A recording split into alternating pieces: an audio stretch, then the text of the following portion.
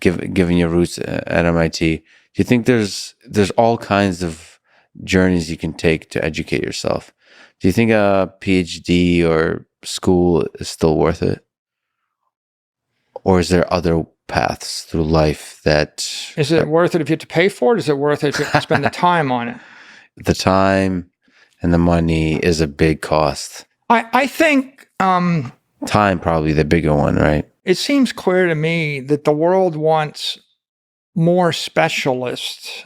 It wants you to be an expert and to focus in one area. And it's punishing generalist, jack of all trades, especially people that are generalists in the physical realm. Because if you're a specialist in the digital realm, you might very well, you're the person with 700,000 followers on Twitter and you show them how to tie knots.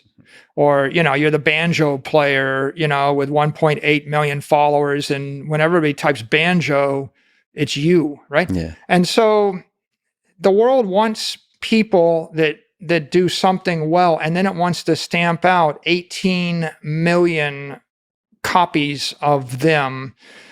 And so that argues in favor of focus. Now, I mean, the definition of a PhD is someone with enough of an education that they're capable of or have made. I guess to get a PhD, technically, you have to have done a dissertation where you made a seminal contribution to the body of human knowledge, right?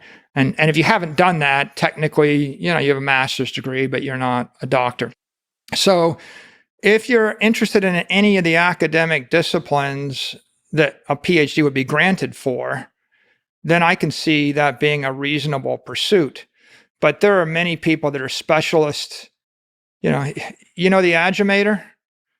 The Aggimator on YouTube? Yeah. He's the world's greatest chess commentator. Yeah.